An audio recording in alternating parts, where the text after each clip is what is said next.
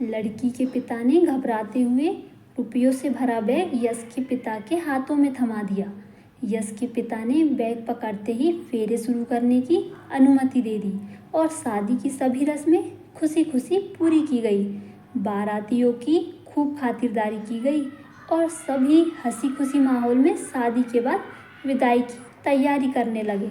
जब डोली की विदाई का वक्त आया, यश के पिता अचानक रुपयों से भरा बैग लड़की के पिता की ओर बढ़ा देते हैं। लड़की के पिता ने हैरान होकर लड़के के पिता के चेहरे की ओर देखा।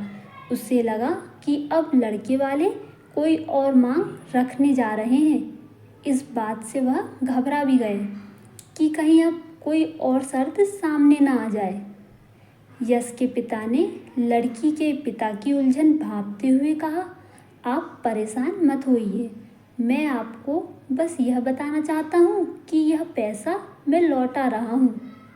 लड़की के पिता ने आश्चर्यचकित होकर बोला, लेकिन आपने तो खुद दहेज मांगा था, अब क्यों इसे लौटा रहे हैं?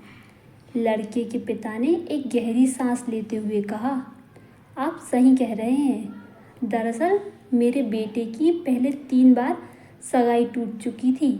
इसका मुख्य कारण यह था कि मैं दहेज के खिलाफ था और बिना दहेज शादी करना चाहता था। लेकिन जब हमने दहेज की मांग नहीं की तो लोगों को यह शक हो गया कि शायद लड़के में कोई कमी है, इसीलिए हम दहेज नहीं ले रहे। इससे हमारे बेटे की तीनों सगाई टूट गई।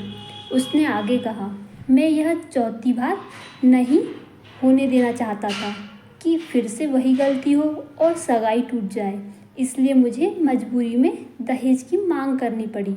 लेकिन अब जब शादी हो चुकी है और दोनों परिवार इस बंधन से खुश हैं तो मुझे इस दहेज की कोई ज़रूरत नहीं, इसीलिए मैं इसे लौटा रहा हूँ। यह सुनकर लड़की के पिता और वहाँ मौजूद सभी लोग भावुक हो गए। लड़के के पिता का यह कदम सबके लिए चौंकाने वाला था, लेकिन साथ ही सभी ने उसकी ईमानदारी की सराहना की। उन्होंने दिखा दिया कि समाज में फैली दहेज प्रथा के खिलाफ खड़ा होना मुश्किल ज़रूर है, लेकिन सही इरादे हो तो इसे बदला भी जा सकता है।